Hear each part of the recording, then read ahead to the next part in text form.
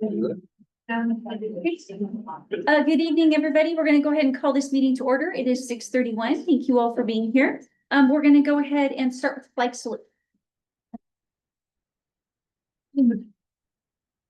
I pledge allegiance to the flag of the United States of America and to the republic for which it stands, one nation, under God, indivisible, with liberty and justice for all. Thank you. Miss Tammy, please note we have 4 out of 5. Yep, number 5 is on his way, so we're just gonna go ahead and get started with that. All right, 2.0, agenda additions, deletions, revisions, or agenda approval. Do we have anything? Sarah, do you have anything? I have nothing. Okay, do we have a motion? I will move to approve the agenda. Second. Okay, so we have a motion to approve it and a second. All in, we're gonna go do roll call. Eric, Yes. Kelsey, Yes. Kevin, Yes. Jennifer, yes. Okay, and I'm gonna turn it over to Dr. Hall. Yes, Thank you. thank you. So every month we try to recognize a particular staff member. And in talking with the team, one group that a lot of folks don't realize is we have our teachers, right? We have our classified staff, we've got our admin team, and then there is a separate group called our confidential employees. And a lot of people don't realize we have confidential employees, and it doesn't mean they're a secret. They are very, very public, but as we go through the summer, and all our teachers take off, staff take off, the confidential employees keep our school district running. They make sure our bills are paid throughout the summer. They make sure we all get our paychecks, and they make sure all our data is getting to the ODE. So we thought it'd be awesome as they've, kind of kept the ship afloat, over the summer to recognize our confidential employees. So I've invited many of them here. So if I could have those of you that are here, come on up. We'll have you line up right here, and then I'll just kind of introduce who they are, and we'll recognize them. So I told them they didn't have to speak. Right. And they don't. I just have to stand. It's Great group of people. So I'm gonna start off, Linda Hutchins. She is our data analysis, and she is in charge of all our reporting to the ODE. So she works really closely with our principals, teachers to make sure everything that we're reporting to ODE is accurate. Very, very helpful, very sharp. Let's give it up for Linda Hutchins. Many of us know Tina Simmons. Tina Simmons is our HR specialist. She is in charge of, my goodness, the paperwork, all our hiring paperwork. Whenever we hire anyone, there is just a mountain of paper. So she does all our hiring, insurance, benefits. We would not survive without Tina Simmons. So let's give her a big round of applause. This next person is every about quarter, so fall, winter, spring, we do a food competition. And Bonnie Wakefield is the defending champion we have a blind vote, and Bonnie has won it the past 2 times. That is not actually her job. Accounting tech. So she works with Anna and her team, just making sure all the everything checks out. An amazing worker. We love Bonnie so much, and I'm trying to take the title back for the food competition, but let's give that for Bonnie. Ryan C. Searchy. I get his name wrong at least once a day. But Brian is our staff accountant. So he is deep in the Excel spreadsheets, making sure things check out. He follows, keeps track of all our grants to make sure we're spending all our money correctly. And he's a great guy. He has donkeys. The Hop kids have never made it out, but Brian is an awesome guy, another member of Anna's team, and we're really fortunate to have him. Let's give it up for Brian.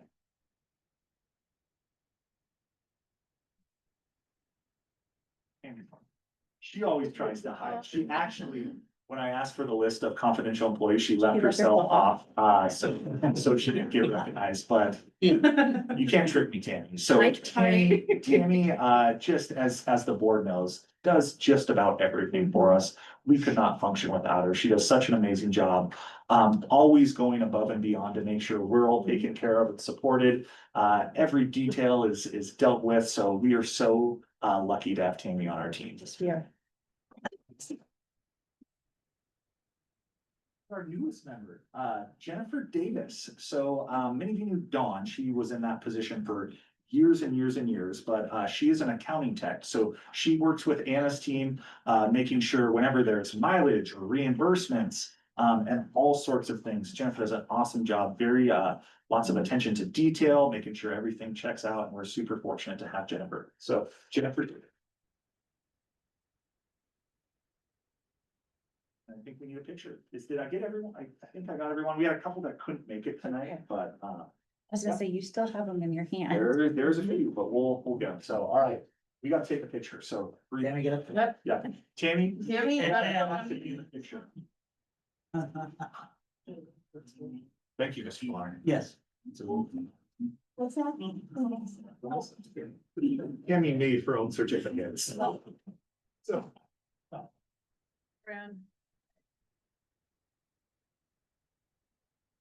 I just heard it measure. There we go. Awesome. Let's give another round. Okay, next up, I'm actually gonna welcome Jeff Warren from CYC to come up. You guys stand up, and you do have. I know, I'm just kidding. So this one's actually special because I believe one of our board members, Kevin Bradley, hired Jeff Warren 20 years ago. 4 years ago. 24 years ago. Geez, I would have said 17. He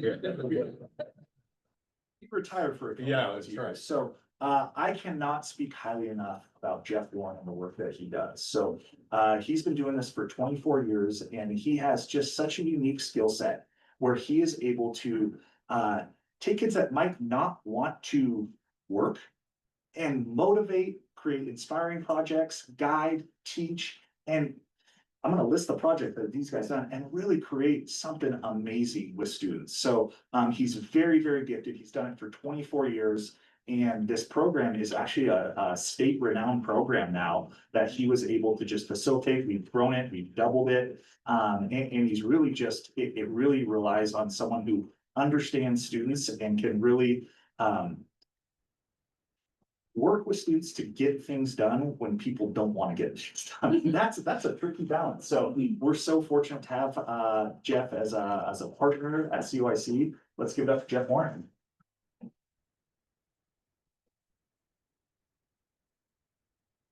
You guys, Oh, yeah. You guys, part of the- picture real quick. And before you sit down, so I want to share the list of projects and we'll have these guys stand up real quick. Kevin, did you want to say anything about Jeff?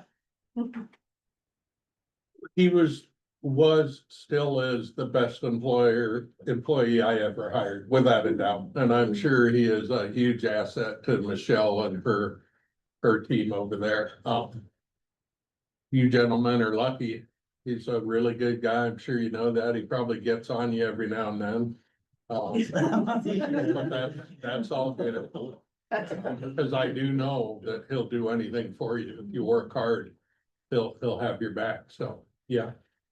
So let's recognize these students now. So Mr. Kulak, I'm gonna hand that to you. So I'm gonna list, we have a work crew. I'm gonna list the projects that they were able to complete for the district this summer. So they did irrigation work at Barnes View. They also installed an irrigation system next to Mod 1 at the high school. They did weekly trips to Brothers in Paulina to keep the grounds up to speed. They removed carpet in the teacherage at Paulina. They, after we had all the firefighters stay at the middle school, they went and made sure everything was back to normal.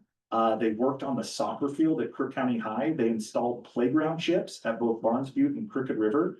They've done weed abatement, irrigation repairs, assistance with painting fields, and general work with the facilities crew. So one of our big goals is to expose students to real world skills. And this is just such a testament to that work and Jeff. And If you guys could real quickly say your name and favorite class. What grade you're in, that's. Okay, I'm Blake Kubak. I'm gonna be a senior and my favorite class is probably history. My name's Lucas Lang. I'm also going in my senior year and I don't know, I'll probably stick with history.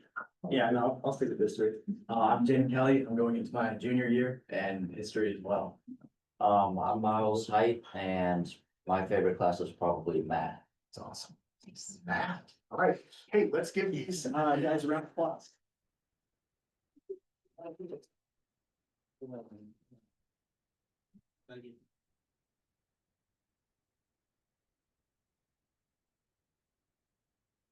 Thanks, guys. Appreciate it, yeah.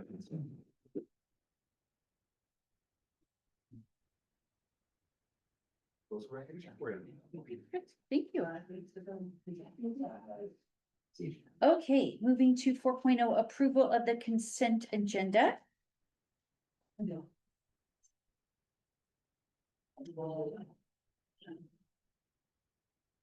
Does anybody have anything or do we have a motion?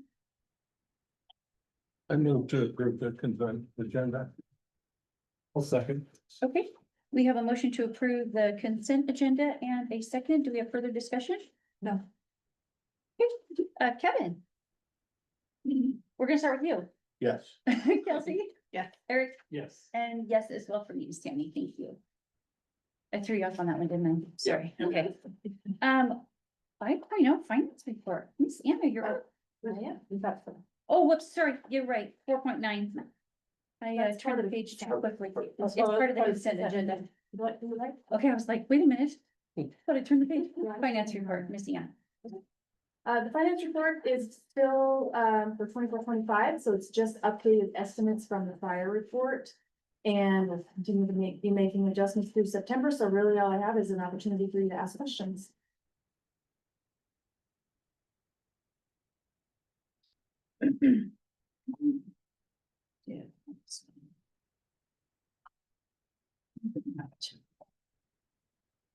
Didn't have any. Okay. You want to read? Oh. Nothing. Okay, next month will be a little more interesting. Oh, we like that in a good way. It'll be different information. Thank you. 6.0 superintendent update over to Dr. Huff. Yes, so. One of the themes that we heard loud and clear from parents was this idea of making sure we were communicating. Frequent, often, continuous. So we wanted to do a quick back to school report just to get all this information. Public as we continue to send messages out. We wanna get our back to school resources out in many ways as possible. So just a real quick flyover. So for our elementary schools in town, the open house will be Wednesday, August 27th from 4 to 6 at all the in town. Our elementaries this year are really focused on literacy improvements, standardizing communication, family partnerships, building those academic foundations, and then support for students who are struggling. One of the things we've never done before, but we're gonna do it tonight, as we have a lot of new administrators and a lot of new board members. I'm just gonna introduce the elementary teams real quick, and we'll just have you stand up. So first off, the team from Crooked River. Let's have Kimberly Bonner and Carrie Lombach stand up. From Barnes Butte, Stacy Smith is taking his son to graduate school. So Nick Gilbertson, our principal there is our. And then finally from Steens Pillar, we have Brian Kissel and Michelle Powers. Jumping over to the middle school, their open house will be Tuesday, September 2nd. That's the same first day as sixth grade orientation, so it's kind of nice. The sixth graders come to school and then the evening their parents can come and ask questions. The foci of the middle school this year, communication. We've talked a little about the CC Way, the Crook County Way, the anti-bullying campaign that they'll be doing. Making sure students are connected to a club, extracurricular sport, as well as focused reading and writing, making sure there's rigorous reading and writing in every classroom. I get to introduce the middle school administrative team. So we have Marcus Hayes and Adam Stefanik.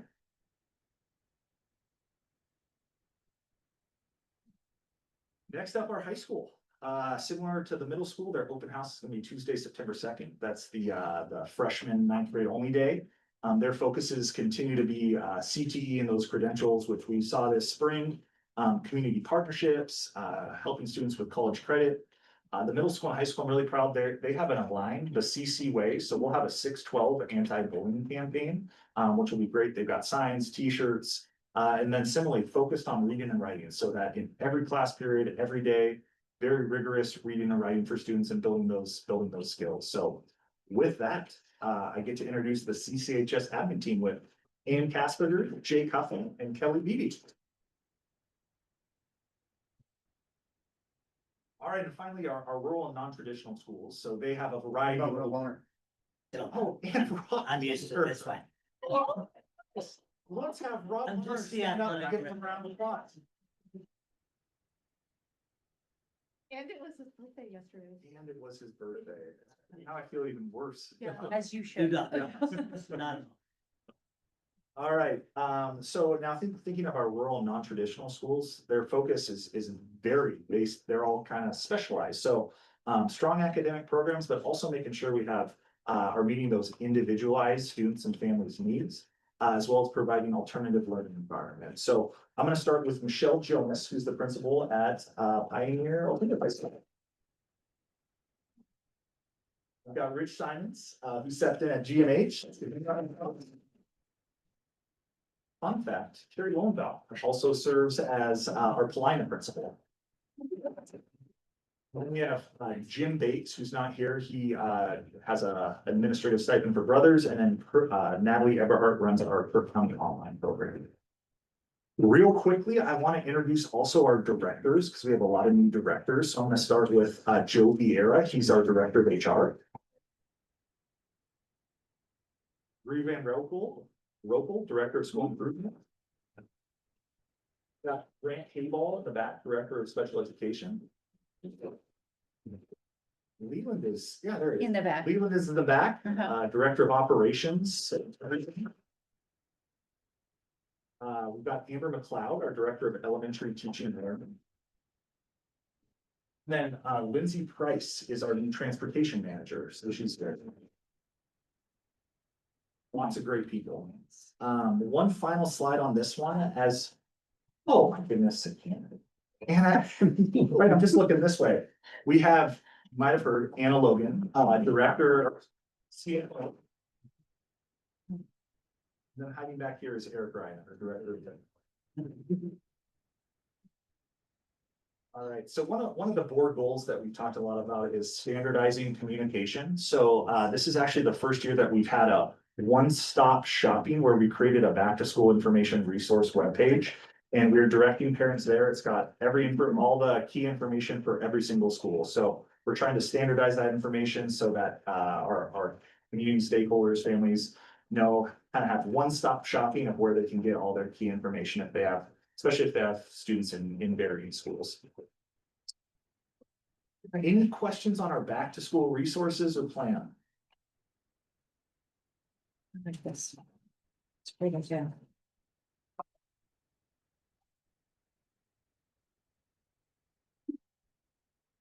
Next up, 6.2, if we're ready, is our, if you remember in July, the governor Tina Kotek released an executive order that caught a lot of schools off guard. The executive order is all around student cell phone use. So it requires districts to adopt a policy that bans use of personal devices during instructional hours. So that's from the start of school till the end of school. We currently, as this rolled out, Kirk County School District was actually ahead of most districts where K through 8, our practice and policy already match that. The only change that we're gonna have to navigate right now is at the high school level. We typically let students, they obviously cannot use cell phones during class, focused instructional time. Over during passing periods and lunchtime, they are allowed to use their phones. So that's one thing we'll have to navigate, as that would be out of compliance with this. There is a rollout timeline, so the board will need to adopt by law a new policy around cell phones by October 31st of this school year. And then we'll adopt the policy by October, so most likely our October board meeting. And then implementation needs to happen by January 1 of this school year. So coming back from winter break, we're required to have the new policy in place and be implemented. The policy must include how devices will be stored during the day.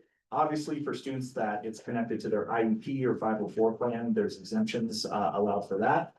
And this does not apply off campus. We do not, I believe, have the jurisdiction to police cell phones off campus. So we also need to say what discipline will be in this policy, and also ensure that we do not exclude kids. There can be no loss of instructional time. And we also have to adopt this policy like we do all our policies, put it on our website, and all of those things we typically would do. So some of the considerations for this new executive order is the district, like I mentioned, as I was in a meeting with superintendent, some of them were very worried because they had no rules around cell phones at this point. And the district's actually in pretty good shape. We're ahead of making sure that we do prioritize instructional time, that, you know, when students are in class, that focus should be on learning. Like I said, K schools are already in full compliance. It's the 912 that we need to maybe make some adjustments. There may be some unintended consequences, like any executive order, where we know that a lot of our older students both work as well as sometimes serve as childcare providers. So sometimes getting those messages throughout the day is tricky. So we're gonna have to navigate what that system looks like so we can still make sure those students are getting that information. It also may drive students, more students off campus for lunch is one thing we're looking at, where there's less structure, just something to consider. So we're awaiting an official policy from OSBA. We expect to present that to the board at our September board meeting here in a month or so. From there, we'll do a first reading in September. And then most likely with, you know, getting board input, community input, look to adopt a policy in October to meet that deadline. And then we'll look to implement that as we come back from winter break. What questions does the board have around this? I'm going to safely assume that on the exemptions, that also includes like, if there was they use their cell phone for like diabetic issues, Yeah, those kinds Yeah, of things. Any sort of medical, Okay. medical piece. It's built in.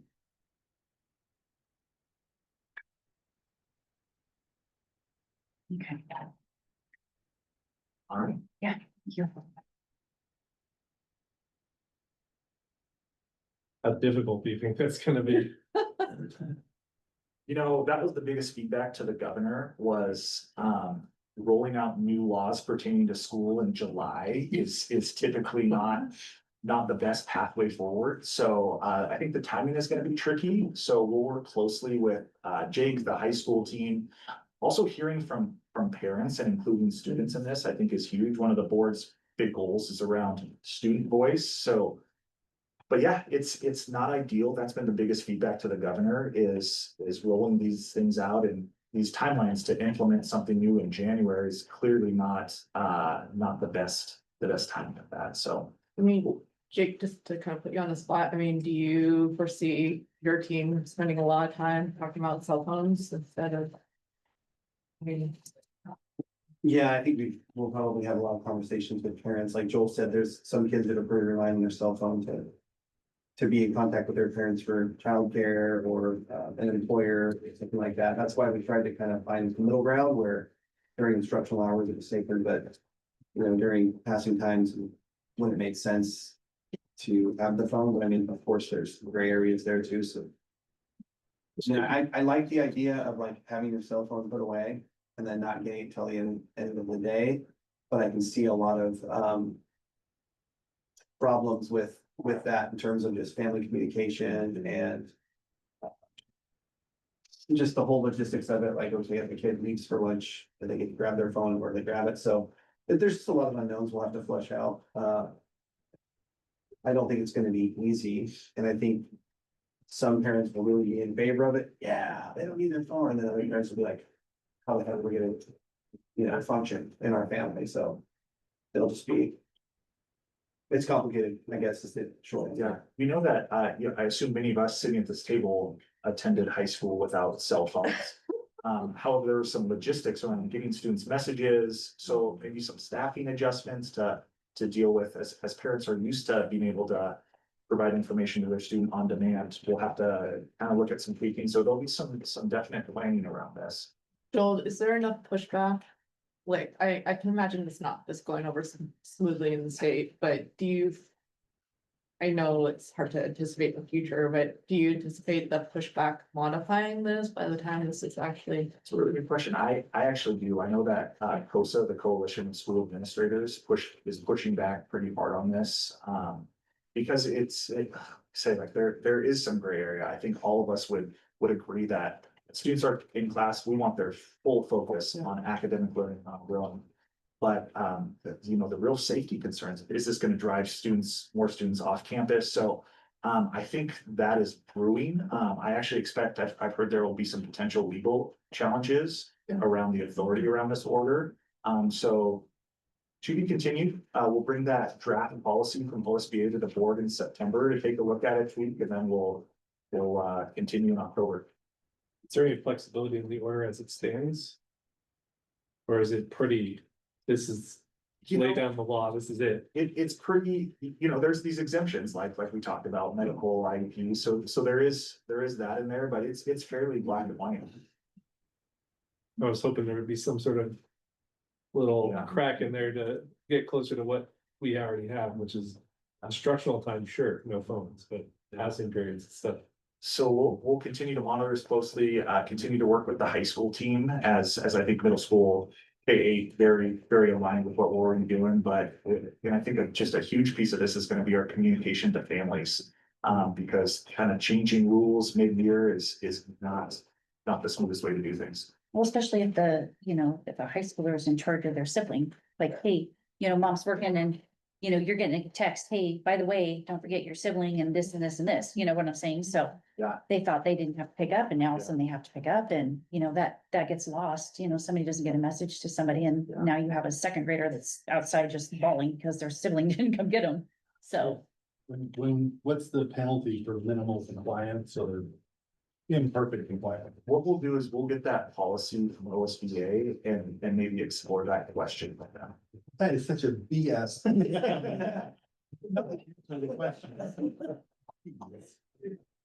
Explore the area. Penalty is because you get a Division 22 write-up saying naughty, you shouldn't have done that. You End know, of discussion. yeah, so we'll see whether it's woven into Division 22, so we can look at typically a non-compliance on Division 22, you have a year to implement an Yeah, improvement. do you have any menstrual products in the boys' restrooms as of right now? Do you? Not at this point, No, we're you still don't. out of. How long has that compliance been on in a compliance standard? 2020? Couple years. I feel like a wound is getting open. Wow. Just saying. Yeah, so we'll return this topic to the board and we'll explore those areas. Is it only cell phones? Or is it alternative devices? like There's watches. There is some language around watches, so we're waiting to see the draft policy. Are you to gonna kind of bring flesh back your out those pager, things. Eric? No, my daughter has a watch, so that's how I avoided the cell phone issue. So bring that policy back to the board in September. Okay. 6.3, summer school programs report. We have all kinds of people coming up. Oh, they were people on this one. I like. So that elementary posted first.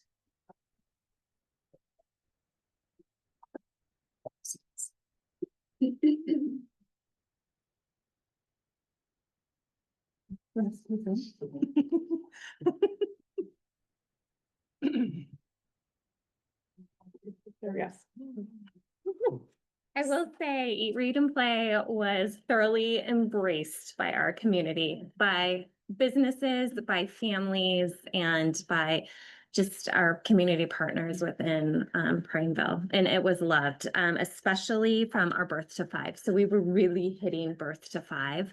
The range of participants, depending on if we had the Forest Service or the police or the firefighters, it ranged from 15 to 40 people, 40 families or 40 students. We did have a consistent group of elementary boys, upper elementary boys, and some middle schoolers that would come on a regular basis, which was very sweet to see. We had weather, and I think there was a few days with the fire and the smoke, so that decreased our population of students coming to visit and our families. Topics that we worked on and activities that we provided for our families was guidance in handwriting and letter formation. That was that birth to 5 range, recognition of number and counting, positional words. So that would be under, besides, beneath.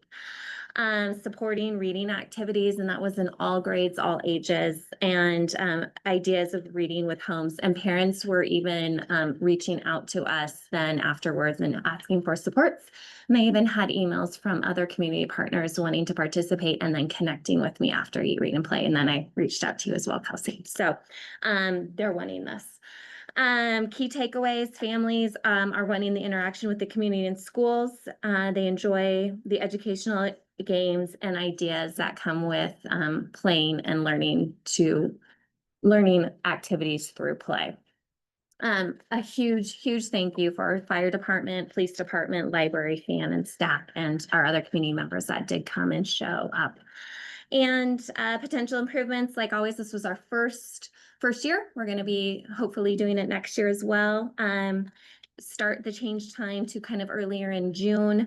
Change in location, working with nutrition services to hit the splash pad earlier in the day as well. So we hit those younger families. Like I said, it was such a hit with that birth to 5 that I think we would get even more participants. Earlier time in the day, and working with the public library starting sooner than when we put it on really quick. So starting a lot earlier in the school year, I'm going to start in January versus May.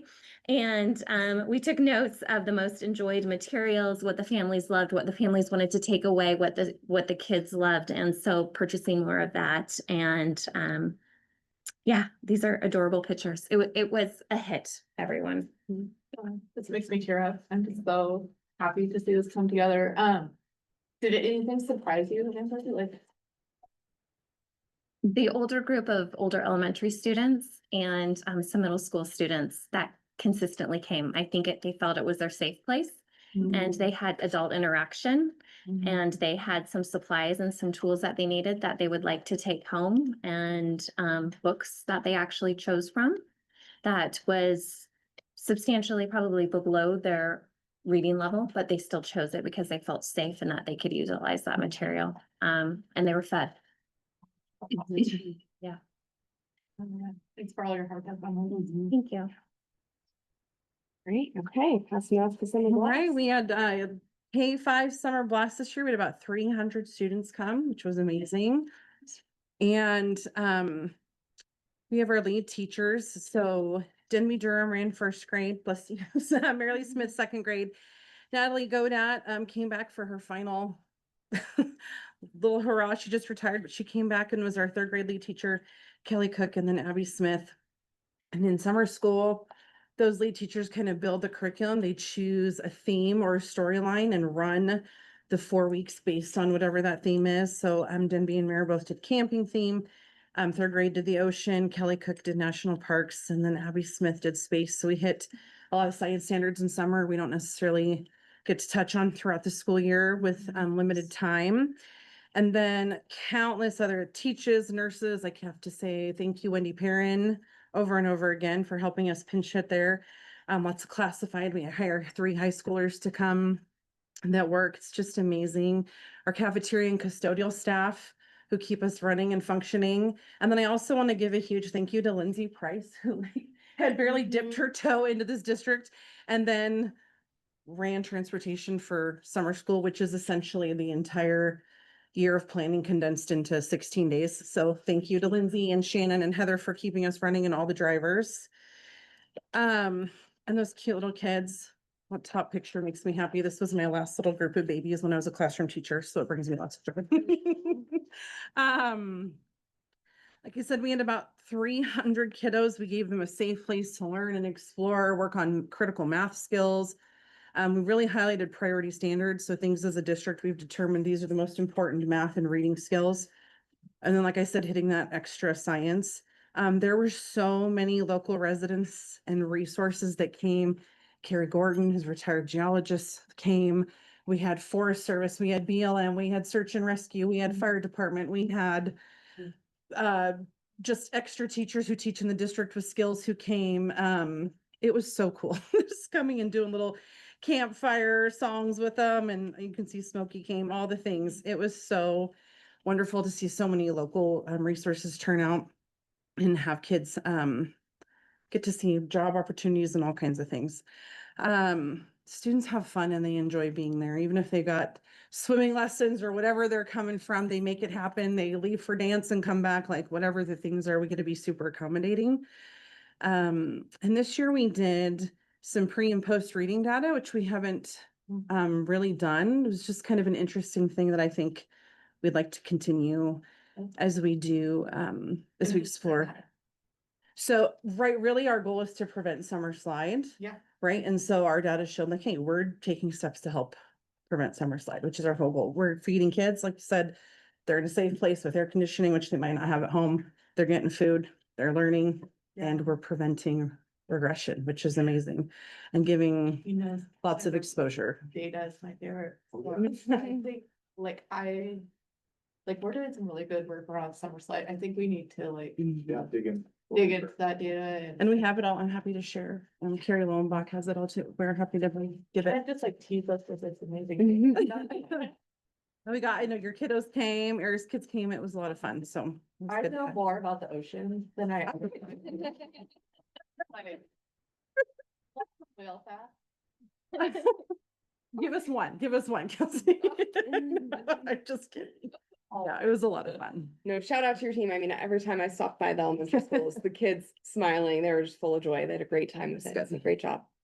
Michelle, what was the cause of the limitation of 300? Was that budget, staffing, something else?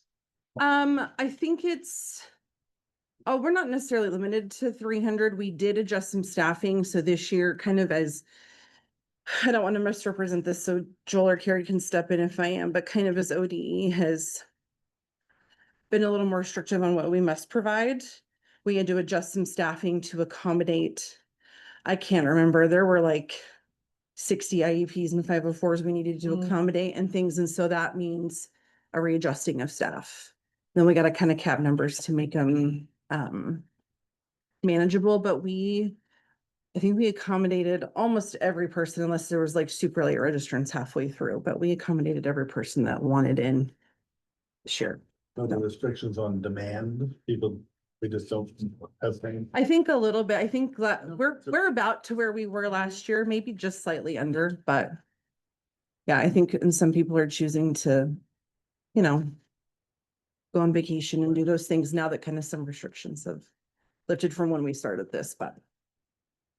So that data that you're gathering, could be helpful with, HB 5047, the summer grants next year, because I believe they're all about reading and. They are, and we did that this year because of it was a requirement of one of the grants we used to help fund summer school, and it was like, this is a good practice. We should just keep it. So regardless of if it's required or not, but And agreed. secondly, my granddaughter attended, I think, for the 5th year in a row, and she had a blast. I'm glad. I thought I was like, I swear I know that guy. I think to have lunch. You let Yes, me it know. was.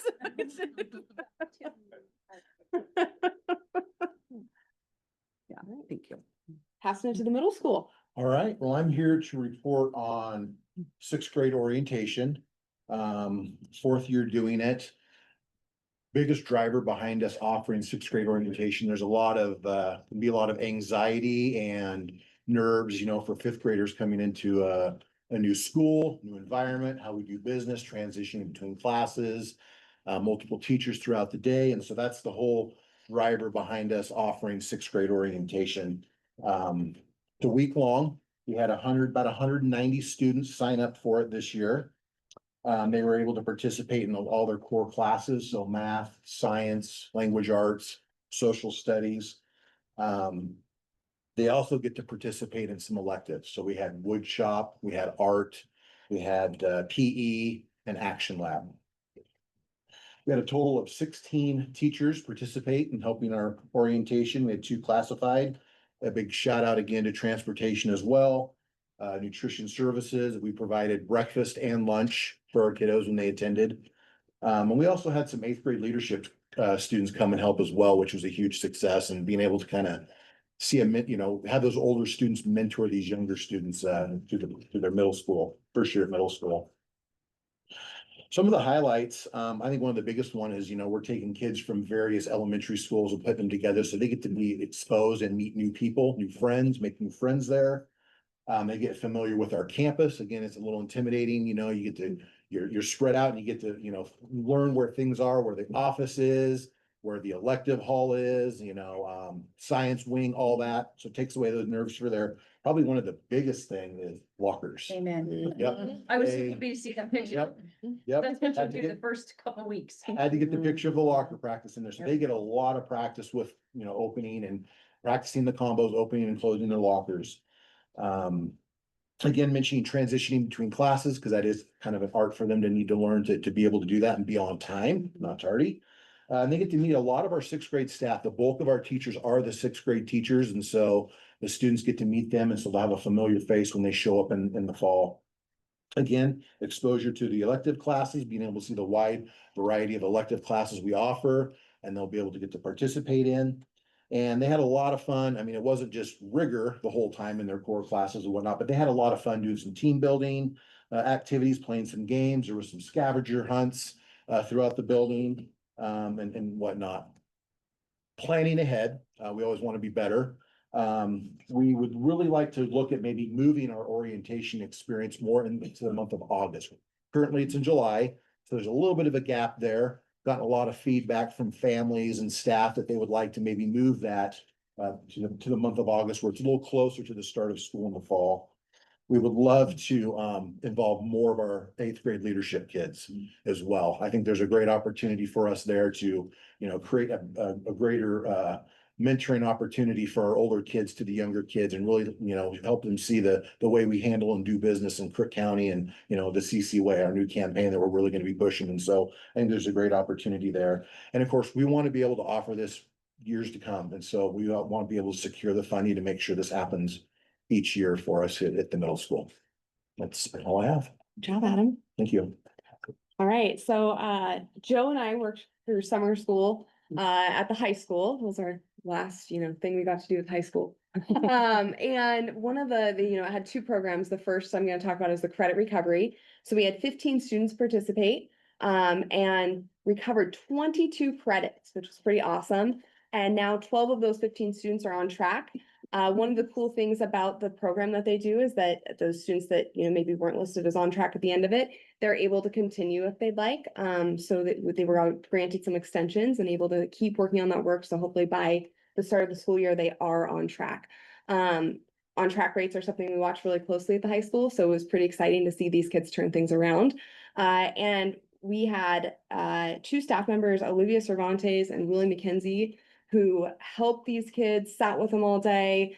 Willie was great about sending a weekly email to their parents. This is their progress. This is what they need to do, with a nice encouraging message, oftentimes saying, I know they can do it.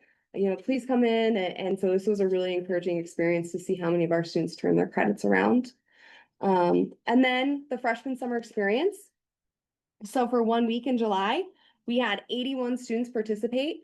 It's not orientation like the middle school, but it is just an opportunity for kids to get into the high school, get to know the building. The teachers for this class were Alex Lyons and Zach Brentano. And the things the students learned about were credits, course offerings, academic planning, sitting down, looking at the course catalog and planning out what classes they want to take, the importance of being on track as a ninth grader, and then GPA and actually how to calculate it, goal setting, and building connections with one another. And then their favorite every year is the school tour. And so, we kind of actually, it was funny, Adam and I were talking and I was like, man, our points of improvement are the same thing. I think if there was a way to offer this, we do the whole ninth grade link crew day where students are paired with a upperclassmen and everything. But if it was able to be in August, I think we might have even better turnout, and that stuff would be a little fresher in kids' minds starting the school year. And then student volunteers. In the past, we have had ASB leadership kids and things like that come in and present to the students. And this year we missed that. So we'd like to bring that back because we know that students impacting students is really important.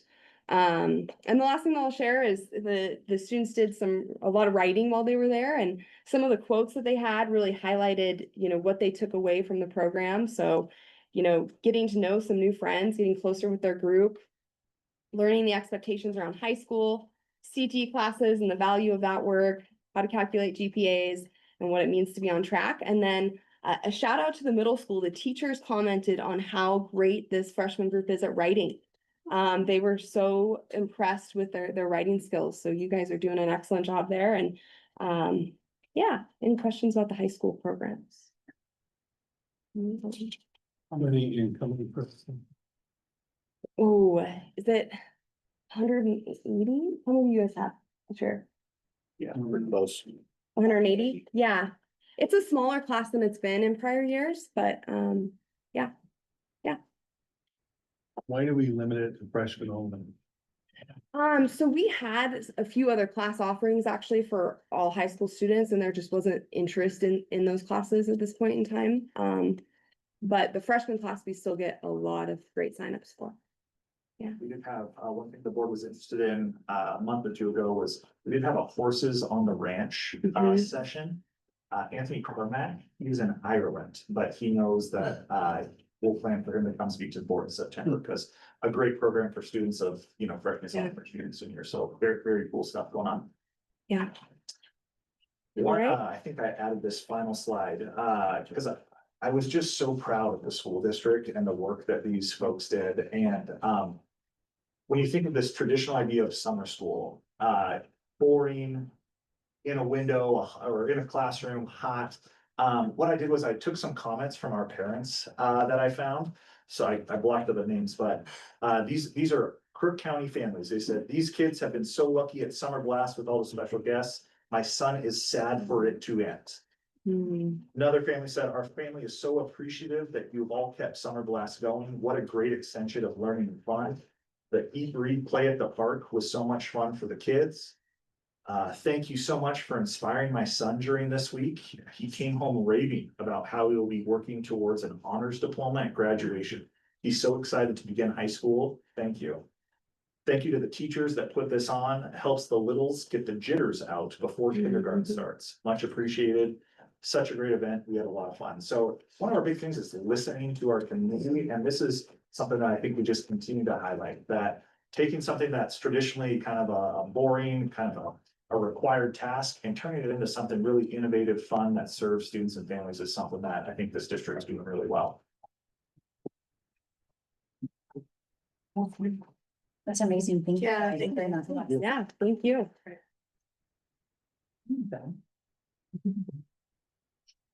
6.4, long range facilities plan update. Mr. Blitz, you're up. No camera, huh? No camera.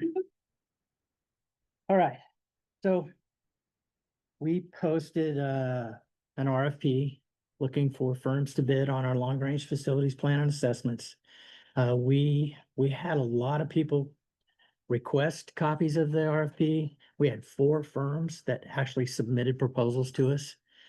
And Eric Ryan and myself, we scored those last week, and we both came up with one clear winner of that, and it's going to be Cole Architects. They have a local office in Bend. They also have offices in Portland, and I want to say some in Washington too. There will be very minimal out-of-pocket expense to get both the assessment and the long-range plan completed. We're working on a contract right now. As soon as we have the contract done, we will start discussions with the architect about making the initial meetings take place and forming a long-range facilities committee. The assessments will start taking place probably late September and October. And not only are the architects going to do facilities condition assessments, but ODE's insisting that they do one as well, so they can keep information in their database. So we'll get 2 building assessments this fall, and then we can compare the 2 of those, which will be valuable information for us to use for all of our long-range master plans or anything that we want to do with for bonds, probably going out to about 10 years. Right now, we're looking at probably an April 6th completion for the architects. And that would give us time to actually have the committee present to the board their findings and recommendations. And that's the Monday before that April board meeting. We don't have to have our intentions filed with ODE to submit our application for the Awesome Grant. That's in July, so we would have plenty of time to file that. And that would give us time to actually go out for a bond in November if that was what the board wanted to do. Does anybody have any questions?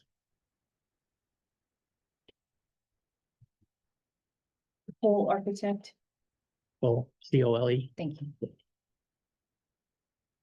you. So this timeline is pretty right on. Yep, it's pretty close.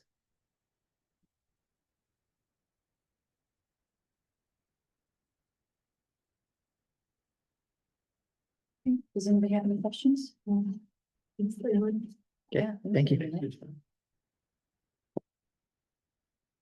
6.5, we have the 25-26 CTE certification pathways. Mr. Huffman and Ann Kingston. I'm gonna bring Kelly. Oh, and Kelly. Environmental? I'm gonna go on the side so we can see that. Thanks for having us up. Thank you. Before we get started, I just wanna say, we miss Bree and Joe very much. But, I'm really excited for Ann and Kelly, and what I've learned is, when you surround yourself with really good people, that it makes you look really good, and I've been lucky again, I hit the lottery again, so really excited for both these guys, they hit the ground running, and I said, hey, you guys wanna come up with me? And they're like, yeah, sure, we'll talk, and I was like, wow, this is awesome, so. Really excited for both Ann and Kelly to join us here, and, super pumped for this year. So just gonna give you like a really brief overview of, CTE certifications, CTE pathways, our pathways, meetings that we have with students, and then all the dual credit opportunities that we have. So that's our mission statement. And it kind of align. Have you never seen that, Scott? Trying to make sense of it. Got it? So, I can't remember when the meeting was, but we had a meeting, Ryan and I sat here in front of the school board, and we were talking about our CTE programs. And we were talking about all the wonderful things we do in CTE, all the different opportunities we have. And then we had to come up to certifications, and I think there was only 2 or 3 certifications that we had at that time. And so it was, it became clear to us that that was gonna be a priority. And so one thing I was really proud of was the fact that we were able to just grab onto that and really take it kind of by the reins and go after it. And our CTE teachers also did it in a way that they didn't have to change who they were or the classes that they were teaching, and they were able to kind of incorporate some of those certifications into the classes they already had. So last year, we had 418 certifications across 30 different ways that students could get certified. So some of my favorites were like the chainsaw certification class that we did. We did a small engines repair class. We did a heavy equipment operation class. There was CPR, first aid, food handlers. So we had a bunch of different certifications that students got. And overall, last year, we had 418 certifications given out to students. And we plan to do that same thing this year. So we'll still have all those opportunities for students this year for certifications in the CTE classes. It's about a 15,000% growth in certain. Hey, you tell us what you want and get it. So Who did the chainsaws? BTI, Baker Technical Institute, and they've been a great partner for us. Okay. So then, another thing that we talked about last year, or something that became important for us, was meeting with every student, incoming freshmen all the way through seniors, and creating some sort of dialogue with them to say like, hey, what area are you interested in? What pathway do you want to take? And so the pathways were, of course, our CTE programs of study, which you see here. And then we also thought, okay, there might be a different pathway that students want. So we had a few other pathways that we came up with.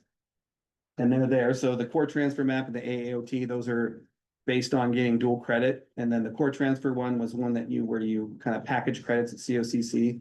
And then that transcript can be sent to different Oregon schools. The AAOT, we had 3 completers last year.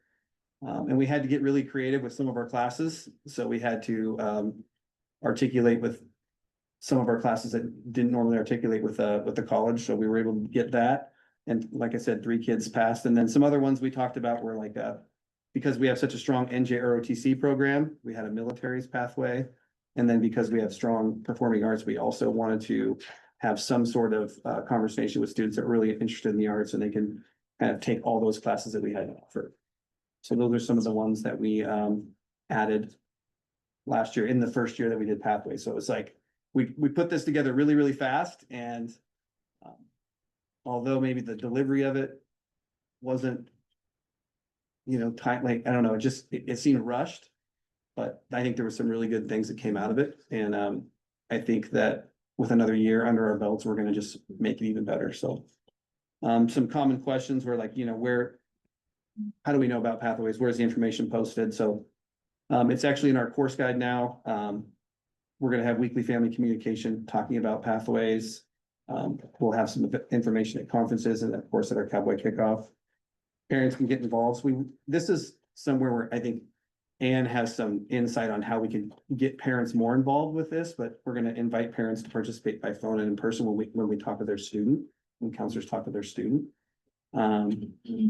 When pathways get selected, so the counselors, I spoke with the counselors about this, and they think it's realistic to get through all the 9th graders, prioritize that, make sure that they have their pathway selected, and then after that, the goal would be to get to everyone else prior to forecasting time. So that everyone's been talked to about, what their existing pathway is, what kind of changes they want. And then it's just a conversation with each kid. And then the counseling department is running it, so. I think one of the thoughts about pathways is that last year it came on really fast. And so it feels like the high school scrambled to do what they were told they needed to do, which was hard initially, but I think after that initial craziness of it, it became really useful. And so I think this year just really figuring out how to make it the most useful, not for just this, for us as a board and as a school, but also how is it useful to our students and their families?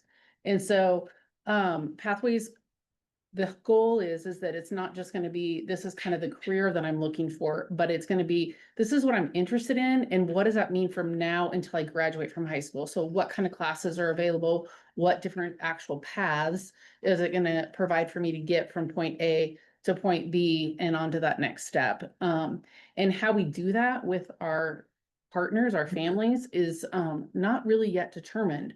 And we've talked about doing a couple of different things. One is it being part of and being input into Synergy so that parents can see what that looks like. What pathway did my child use or choose? And then also how can they be part of that conversation? And I think there's a lot of really creative ways to make that happen, but we've got to make it valuable to them because right now it feels like it's just valuable to us. And so having those conversations about what it means to me as a mom and what does it mean to my kid getting ready to go out into the real world. And so we're going to maneuver that this year and make that better. Just a real quick update on dual credits. I used to always, like, when I would just talk about dual credits, I'd say, hey, we offer up to 110 dual credits. Well, we went through and looked at it. We actually offer 142 credits now. So we have 38 different classes articulating with 6 different schools for 142 credits possible. Now it's likely that, one student's not going to take all of those 142 credits. But the point is, at this point, there's a lot of college credit that students can earn at Clerk County High School, and that's really exciting to us. And then, of course, through whatever pathway they choose, they're going to be getting a lot of that college credit as well. So it's pretty neat. I have 2 questions. Yep.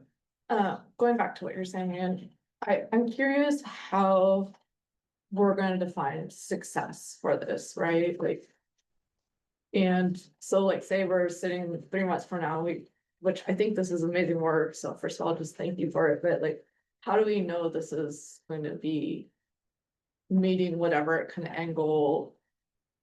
And I don't know if I really even have a kind of clarity of what the end goal is. I mean, I can deduct, Are you talking about pathways? Yeah. Yeah. I think that's a great question. What is our end goal and what is valuable? I think that is part of the discussion that we need to have. What do we want to get out of it? Because I don't know if we're super clear on that. And so I have 3 adult children at this point in my life, and I will tell anyone a second grader or a 19-year-old, sometimes the best things we can learn are things that we don't like.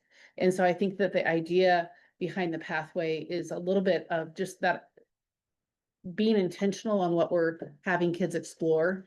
And how do you gauge that? I don't know. I honestly am not sure the answer to that. I think theoretically, if a student picked a pathway and they knew that was what they wanted to do, then there's a road for them to get college credit that aligns kind of with the path that they want. And there's hopefully a couple of certifications that they could earn that could be valuable to them when they go to seek employment in something that is aligned with that path. I think that was the overall goal when we did this. And you know, the one like caveat is like, how does a ninth grader know exactly what they want to do as in their career, right?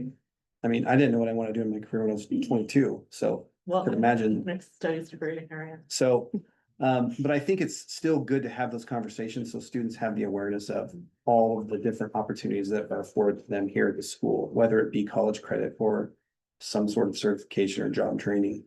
I just, and I asked the question not because I don't believe in the work or I don't, my heart and intent is not to poke holes. It's more like, I think there's probably like measurable outcomes, like probably around like people, and I think you're right, like actually being prepared, go out to the world and have like, cause we're talking about financial literacy, like a living wage, like that is a huge reason why I'm here is like, I want more kiddos to go out to have a living wage. And so it's like, how do we just connect the dots through all the amazing work you guys are doing in a way that, and I get it, right? I'm a sales professional. It's like, you can't always say like, well, why does something happen? It's a lot of disparate data, but I do still think that there's a way that we could look at a couple of different data points or metrics and just be like, and not to like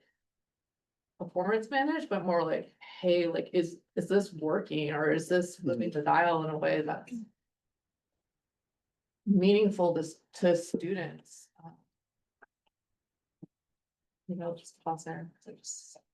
Also, yeah, I'm thinking through, because I think the good question is spot on. And I believe to our high school student point earlier, this was just rushed out last year. It was probably about this time of the school year where we said, we need every kid on a pathway within 60 days. Yes. And you can see, we saw that put a lot of stress on teachers, counseling staff.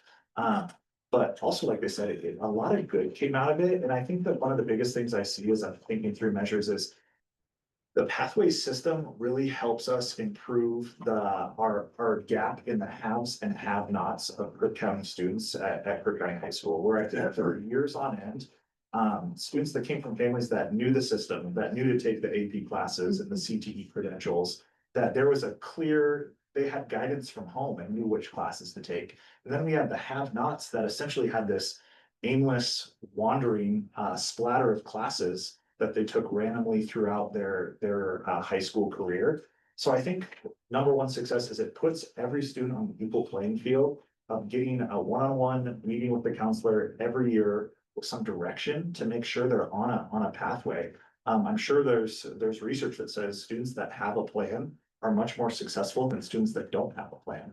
So I think that's a big piece of this. And then there's clear measures of, I believe this will increase the number of college credits that are earned by students because they'll be in kind of a system rather than just randomly.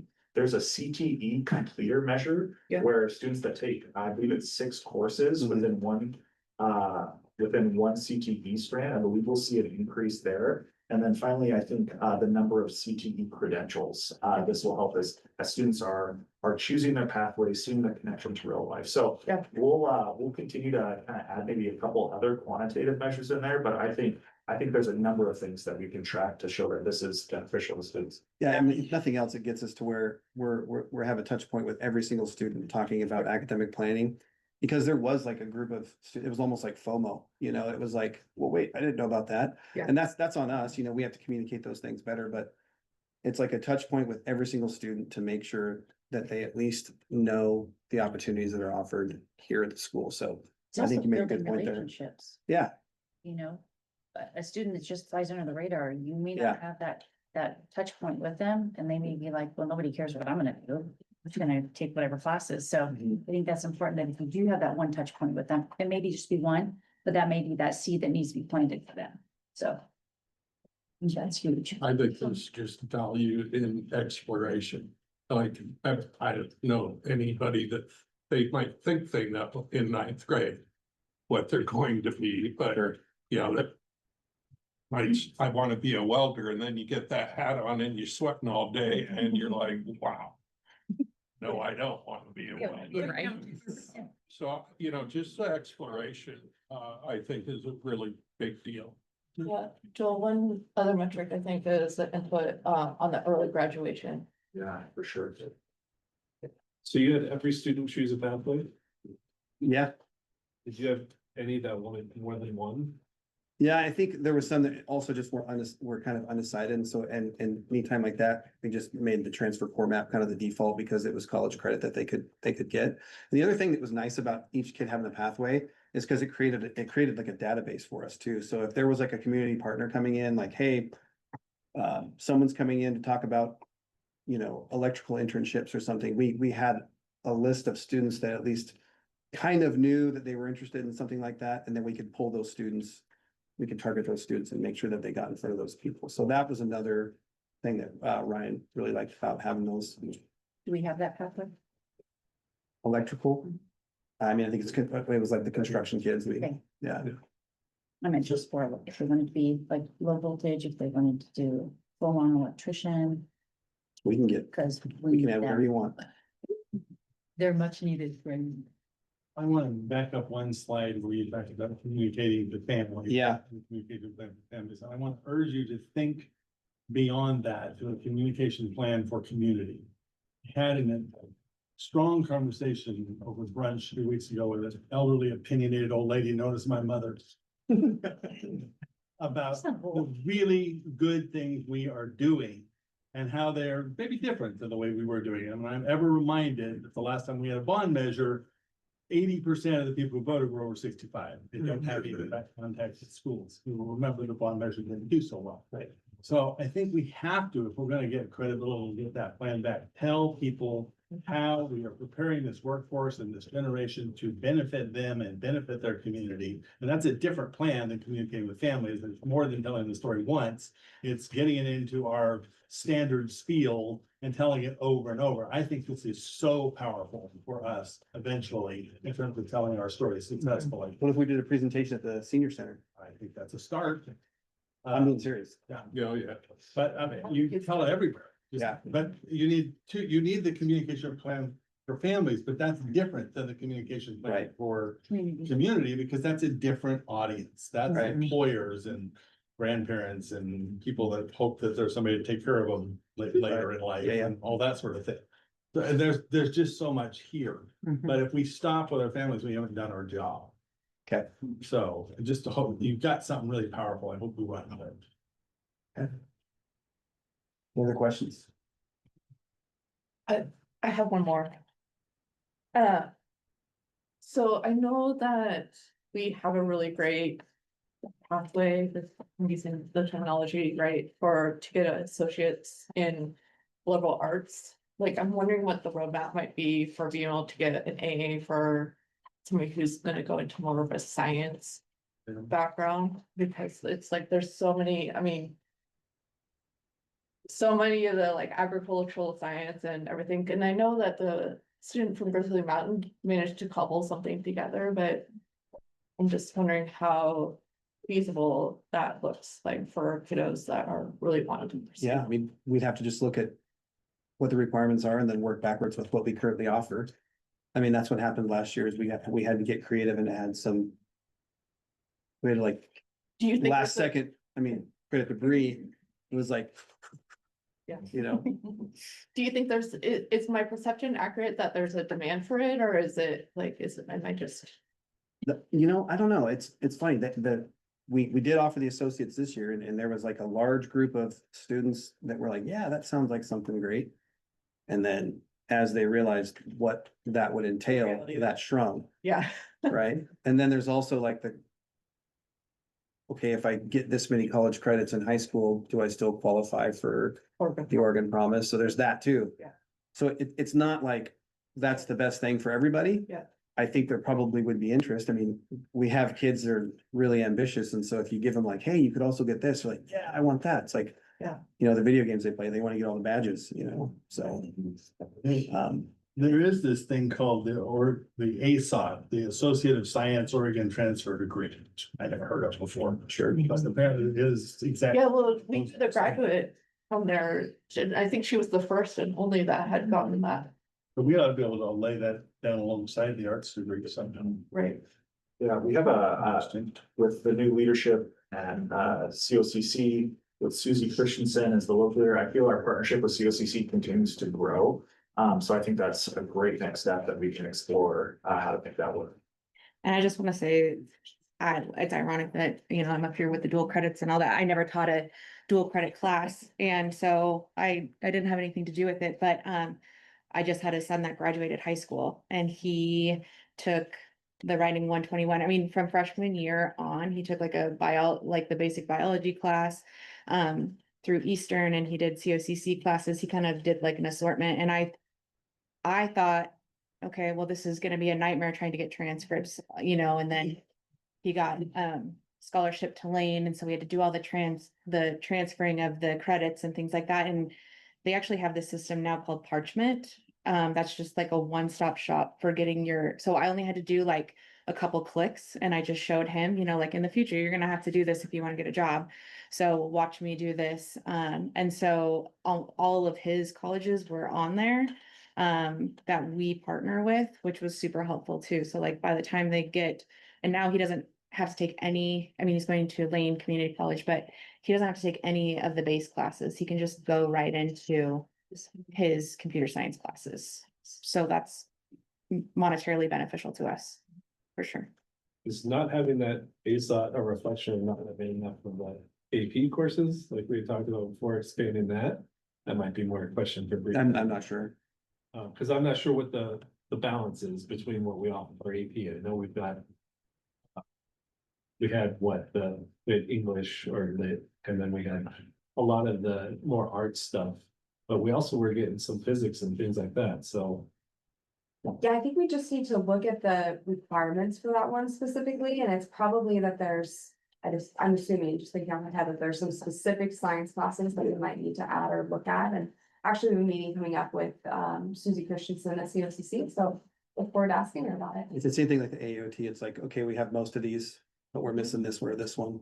We do run into a FTE issue where it's like, okay, well, what class, how can we have them teach that class if they're already teaching these classes? So it's not like, I mean, everything's doable, but you know, there is barriers with the teachers that we have and the classes that we can offer. I think just one final important note is this past school year was the first year we've ever had a student go through, I think we had 3 of them, plus the GMH student.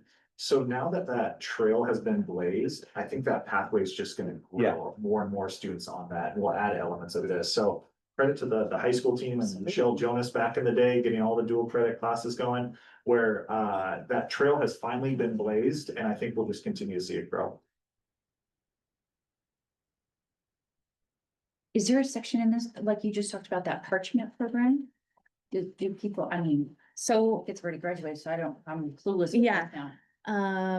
So what I ended up doing was, for him, I put in like Eastern Oregon, request transcripts, and then it sends you. So on their website, it sends you to Parchment, and then you sign up for an account on Parchment, and then, with all of your school information, and then you can put in like, oh, I also have classes at COCC, and it'll search for that, and then it'll pull and say, okay, yeah. And then you can just pay for it right there, so. Single. It's like $10 for the. Yeah, it was $10 each. Yeah, and so like he had a bunch from Eastern Oregon and a bunch from COCC, and so it only cost me $10 to send the transcripts for, so $20 altogether, which is not bad, really. I mean, we saved so much money. Like we paid, I think, $100 for his writing 121 and 122 class. I mean, that's ridiculous. paid way, way, way more than that. It is worth saying there are 3 of those systems, Parchment, and then there's 2 others, so Yeah. depending on where you're going, different Right. schools use different. I went to Western, my freshman year and I went to go get a transcript for that for a different thing and, it didn't have Parchment at all. It was just but the ones that we had that we offered were on Parchment. Okay. So that made it really convenient. But it's readily, I mean, parents are gonna know about this, right? It's not just one of those things where like, oh, yeah, hey, That might be something we could help. that's what I'm wondering. Like, is that just Sure. another Yeah. level of, hey, by the way, Yeah, here's Yeah. this that you can do and it's very, That's a good idea. yeah, so, for sure.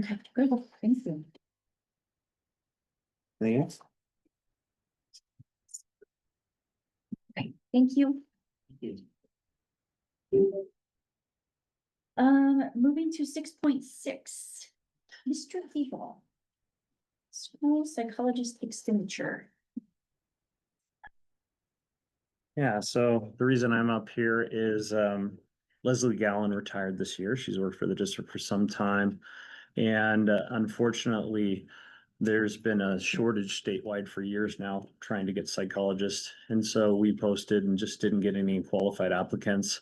And so I'm here because school psychologists are a necessity for us to be able to evaluate and reevaluate students for special education evaluations, functional behavioral assessments, and so forth. And so I guess the goal is to get in-person student psychologists that will evaluate our students. And so because we didn't get any applicants, we have to go through an agency. We've used a variety of agencies over the last couple of years. And so that's what I'm here for, is to be able to ask for permission to be able to use a few agencies to be able to fill those roles. So there's not just one agency, there's multiples in. We get bids because we're required to get at least 3. Okay. Yeah. But we have, And the goal is to try and get in-person psychologists to these agencies. okay, and that's not like a video call, that's just like literally. Yeah, Okay. that is always the goal, is to Okay. get people that are not on a video screen, but actually in person, yes. And just a technicality, the bid would be over $150,000, so that's why we're needing a grant for it. You know, these people don't work full time, right? They just come in. They do work for, Needed. Yeah. They are full time? yeah, we need, because of the amount of students on IEPs, we need 2 full-time student psychologists, yes. So in the recommended motion, at 150,000 fees, how does it get to 310,000? We need 2 of them. Where's the 10 coming from? Question, Just just in case, for fun. we have no idea until we post this for bid what the actual account would be.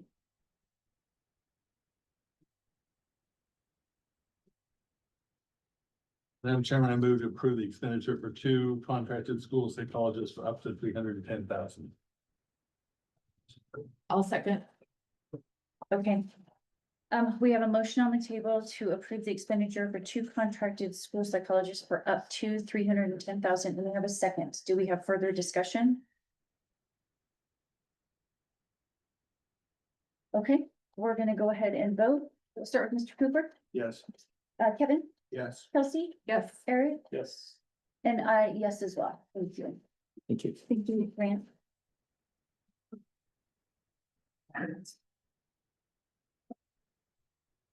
Okay, school board 7.0. We are back to Dr. Hawk with full board goals development.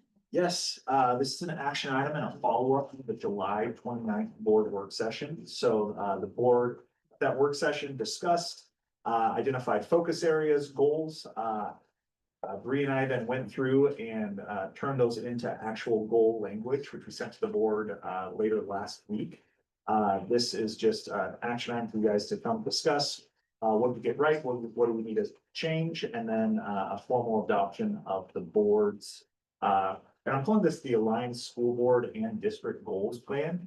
One thing we've talked a lot about is getting everyone rowing in the same direction. So our schools are also going to be setting their goals off these as well. So timeline as you look through it, once these are adopted, we've already begun to look at what are the key action steps, what are the key measures, who are the point people, and what are the plan for each one of these goals. So then there's an actual comprehensive plan for every single goal, that the board adopts.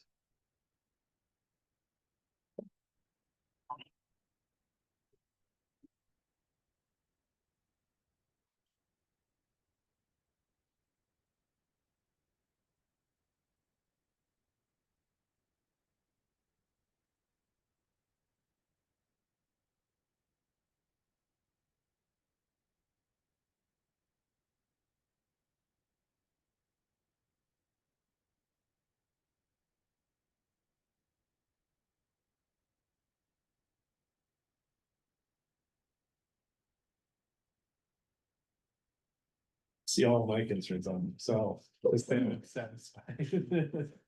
You tried, Eric. The ones that I brought up, I I was said. just saying, we just went to the Yes. ones he brought up.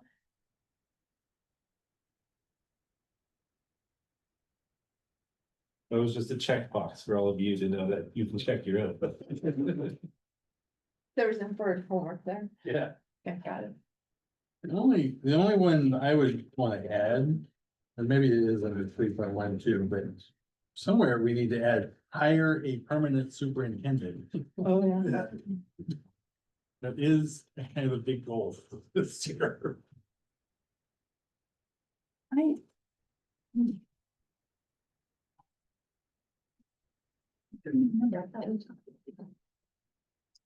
We did take brief. Yeah, Did talk about it, but it didn't make the final round. didn't make the cut. It's kind of a big deal. I agree. Under strong and stable operations, maybe. We could add, 3.13. Last thought we had.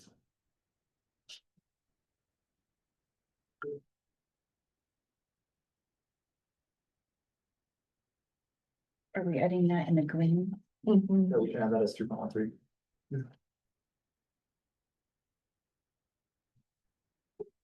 And I do want to be very clear, since we are in a public setting, that when I say hire a permanent superintendent, that does not preclude the possibility that the interim superintendent becomes the permanent superintendent. That is just a decision that has not yet been made.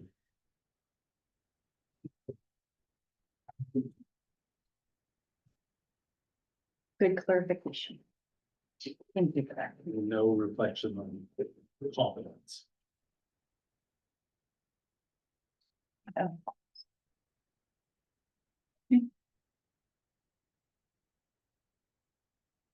We have a motion? Madam Chairman, I move to adopt the 25-26 Alliance School Board and District goal, adding a 3.13, hire a permanent superintendent. I second that. Okay, we have a motion to approve and to adopt the aligned school board and district goals for 25-26, modified with adding 3.13, the hiring of a new permanent superintendent. And a second. Do we have further discussion? No. Okay, let's vote. Eric, Yes. Kelsey, Yes. Kevin, Yes. Mr. Cooper, Yes. and yes as well. Cameron?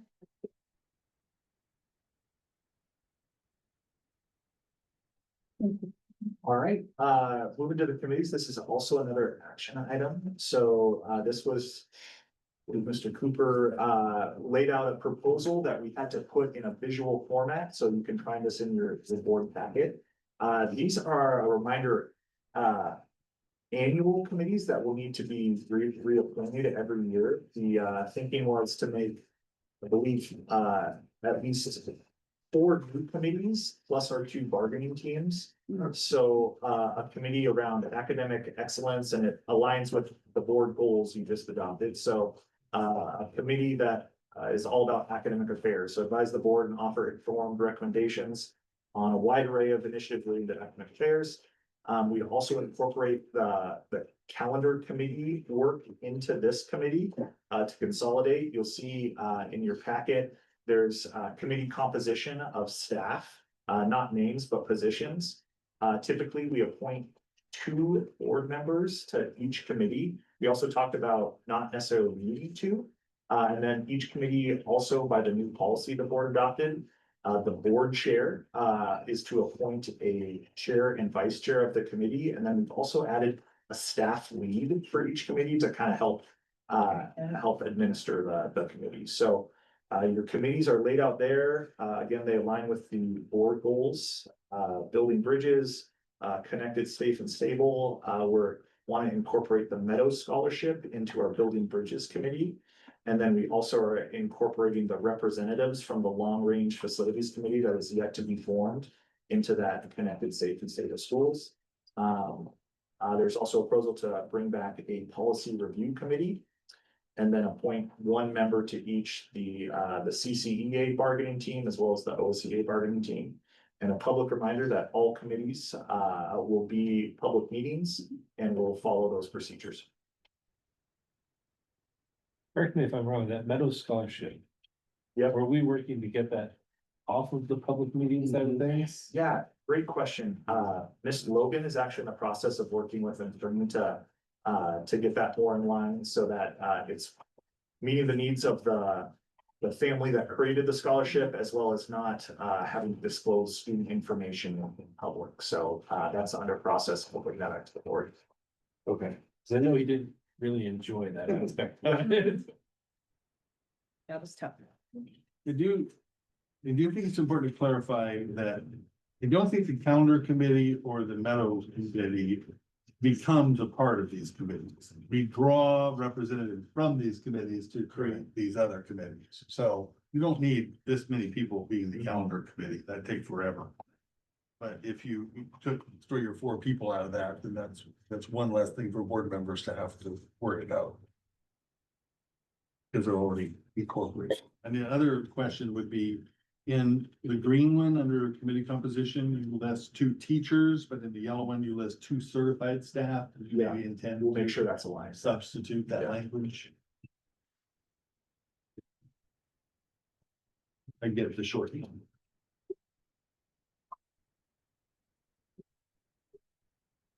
I think the most challenging part of this whole process is deciding which committee you want to be on if you only get 2 assigned those. Because I want to be on all of them. That's why we're planning.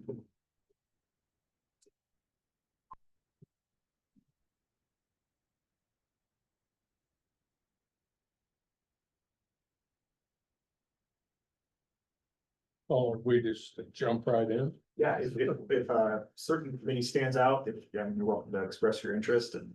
Yeah, the policy review committee, I'd be interested. And the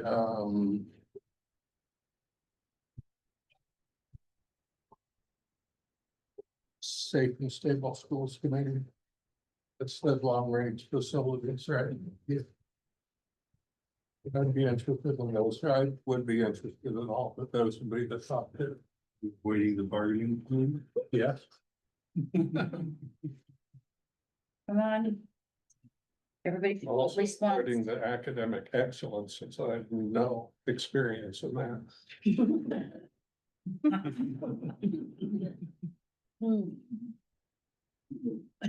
I would be interested in the academic excellence and the buildings, bridges.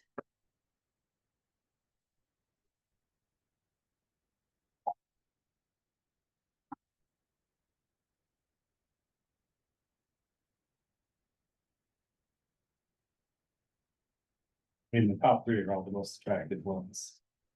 Say that, at least for me. I want to be very clear, I am not going to take both bargaining. I will do classified bargaining and the connected, safe and stable schools. If that's okay. I already said all of them looked interesting to you, as though we're just. That's not both bargaining. No, he doesn't. Eric, where are you? It's gonna make you go.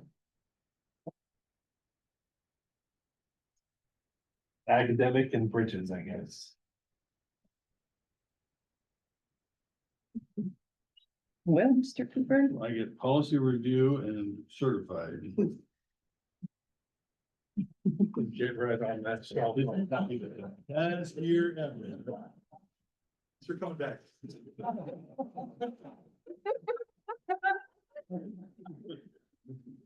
Thought you gave me the out. You let me go first. I'll let you go first. surprising that it ended that way. That was very kind, sir. Thank you, Scott.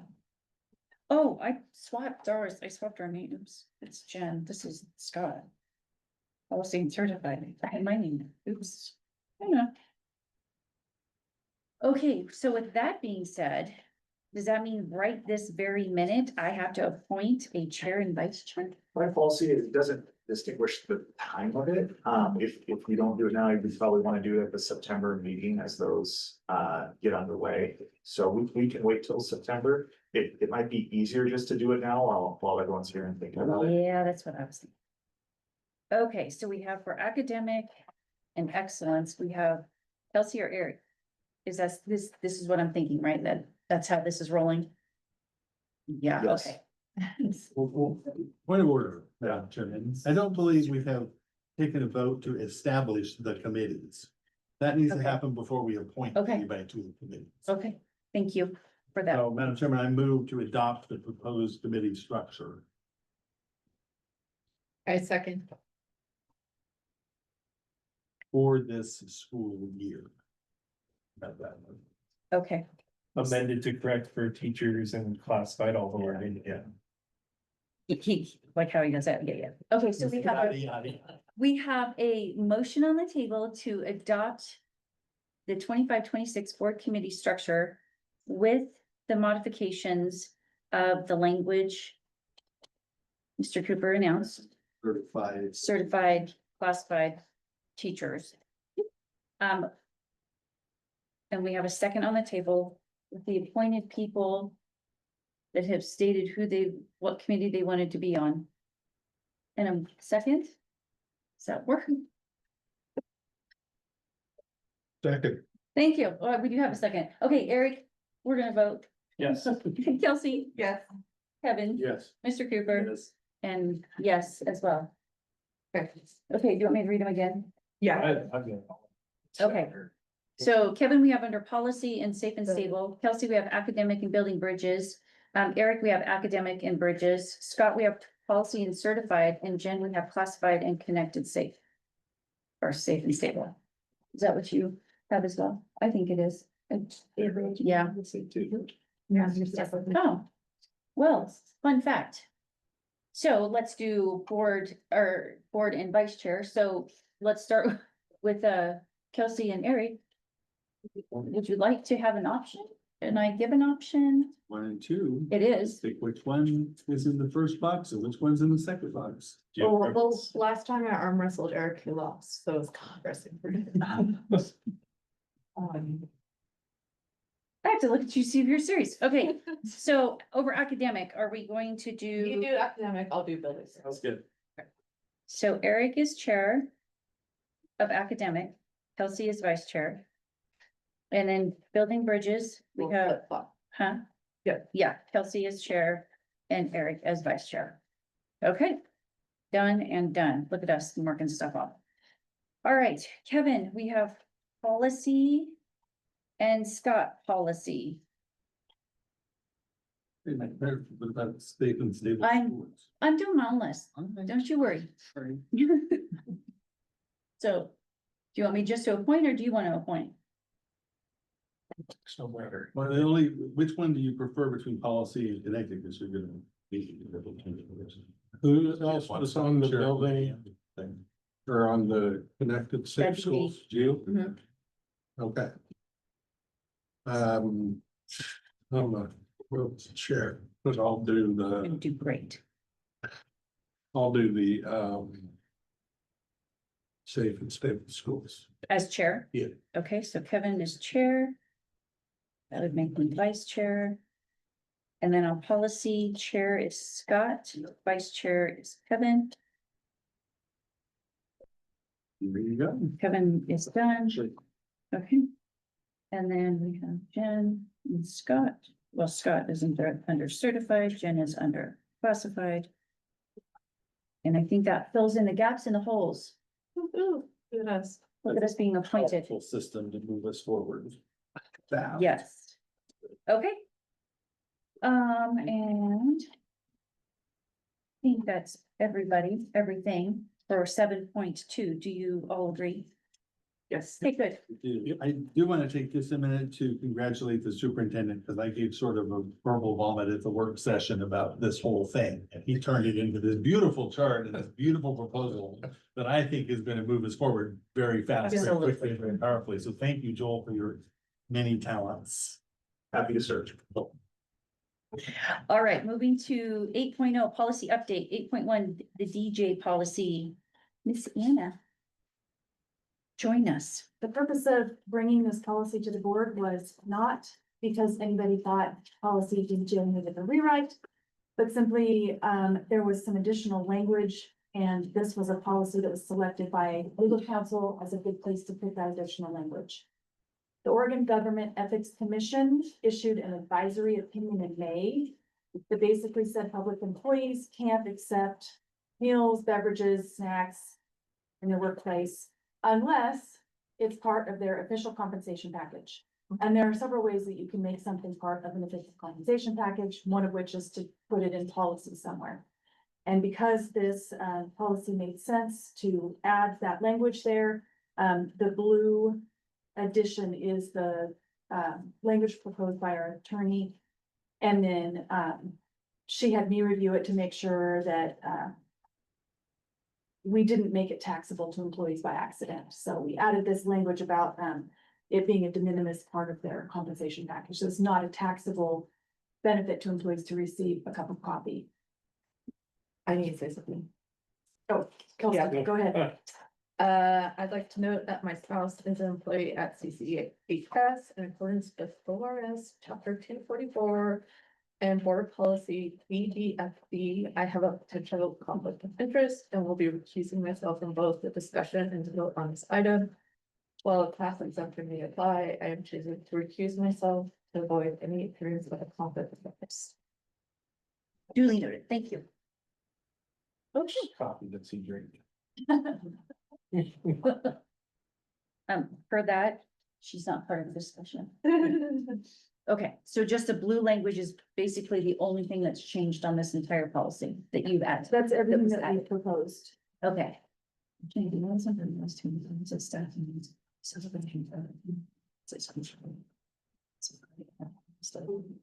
And legal counsel said that's enough to bring us into compliance? Yes.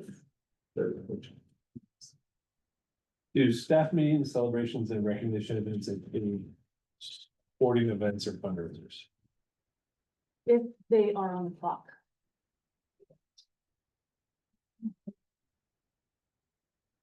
Also to note, as the board reading through this, we did our normal process where we posted this online to get community feedback, and we'll continue to do that with all policies moving forward. That's, I think, an additional board goal. So making sure community feedback, and we did not receive, oh, Tammy has one. There was some feedback that came in late Friday night that I want to share with everyone.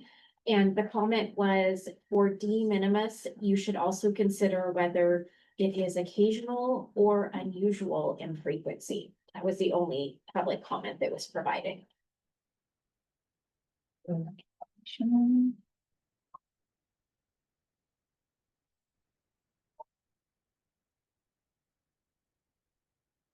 I read just today about de minimis, and part of the de minimis definition is that it's occasional and occasional or infrequent. So I believe that that language covers that. So did council get input from the Oregon Government Ethics Commission in drafting this? Yeah, but I can't speak to the language comes directly from our legal counsel, so that's something we can follow up with. Well, that's comfortable.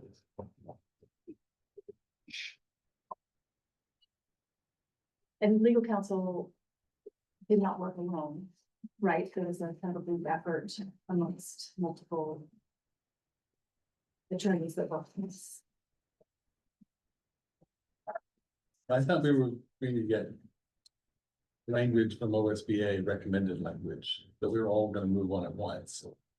I believe this was floated to OSBA. That's something we can follow up on though. Because I know that the other regional districts of the office saying that.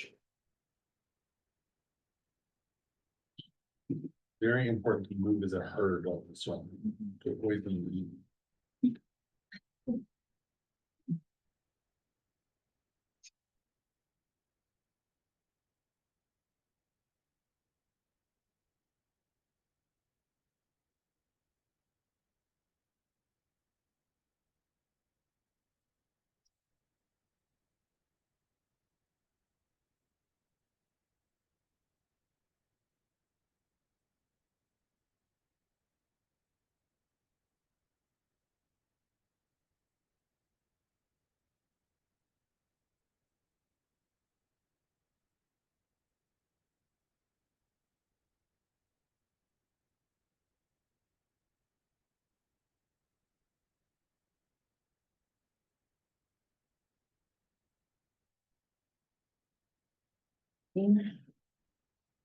What do you think? It sounds like there is reservations. Or am I speaking out of turn? I was just trying to make sure that we're covering all Mm-hmm. school events that might possibly have this included in it. So if they're on the clock. How do I want to replace this?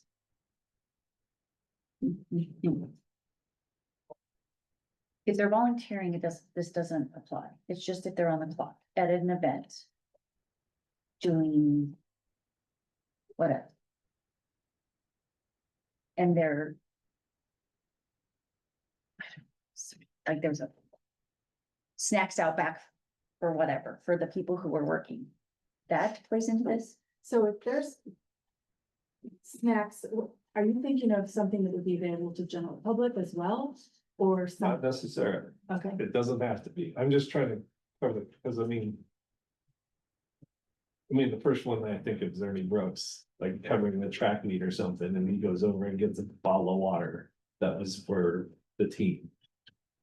Something like that. That's all I was trying to think of. Great example, if you're looking for just a practical example, is I think of our staff culture funds, where there might be on a sporadic Tuesday, the admin team decides to get donuts and a coffee cart and walk around and give a donut and a coffee to a staff member. With the recent OGEC violation, that's a potential issue because the staff is receiving a free benefit.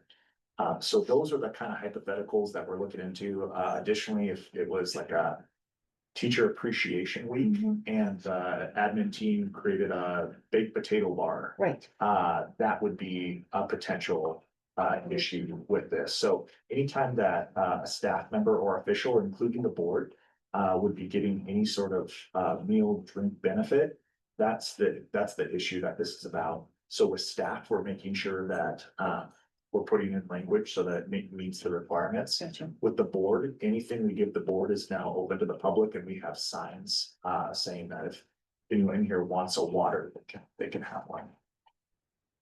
Understood, thank you. Because my mind runs. And this applies to every organization, every governmental organization in the entire state. I'm really bothered by this approach. I appreciate the thought that went into it, but the Oregon Government Ethics Commission, in my opinion, issued a deeply flawed interpretation that, giving people a bottle of water somehow is a mighty ethical challenge to the state of Oregon. But nonetheless, they did it. And this language comes back and says, well, you did it, but we choose therefore to disregard it because it's little. The people who get to decide whether that's right or not is the Oregon Government Ethics Commission. So that doesn't feel like a very good way to deal with it. It's, yes, you do, no, you don't, yes, you do. It sounds like a good way to get fined. I clarify that the part about it's little is separate from the part about it's part of your official compensation package. So basically, we're saying, as if you work here, one of your benefits will be that once in a while, you might get a lunch if you're in a working meeting. Or you might be able to have a cup of coffee or some kind of a staff culture type thing. The de minimis piece of it was to keep it from being taxable to the employee. It's really not taxable to the employee anyway, because it is de minimis, but this just makes it clear that it is a de minimis benefit. I think the legal interpretation, and I'm not an attorney, is the OGEC opinion calls out unless it's part of their, unless it's part of a policy. So that's where I think our attorney is looking at, okay, how do we put this language in a policy so that we're not putting on staff, you know, making them vulnerable for having a donut, or a water. Right. So it does call out that if we do policy, so I assume many districts will follow suit, organizations. So are we seeing here that this is part of our overall compensation package? By adding it to this policy, that would be the statement that the district would be making. From doing this job for a donut? At least you got a donut. Don't see any of those around here. We have water, okay? This is policy yet. And I would remind, this is a first reading.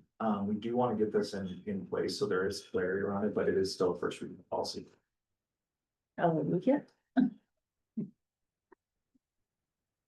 It sounds like there is hesitation. I just want to make sure that staff is not going to be reprimanded for having a donut and coffee or lunch, or that, you know, you're gonna do a potato, whatever it is, right? I mean. For the time seems- being, we are making sure everything is available for, you know, we have a luncheon on Friday, that's completely open to the public, anything we're making sure so that we're staying compliant with this.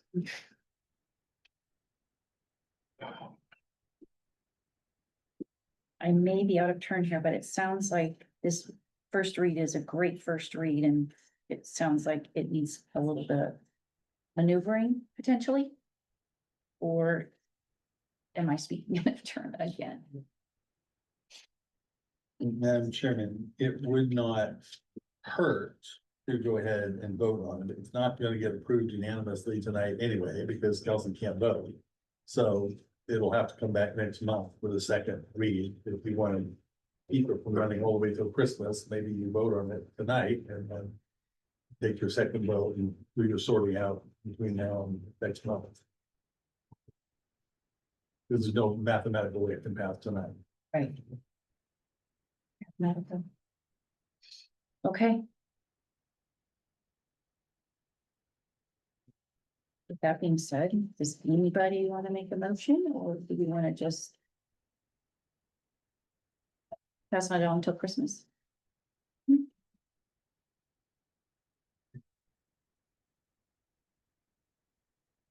Would you like to see it come back? Yeah. Is that the general consensus?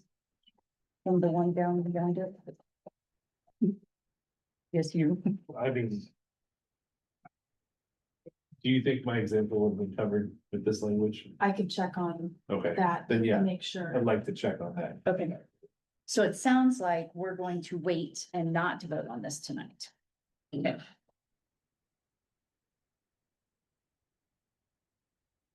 September. Okay, that's fair. Were there any other clarifications needed? Questions? Mr. Cooper, do you have any more clarifications on this one? Okay. Eric? I'm good. Okay, thank you, Anna.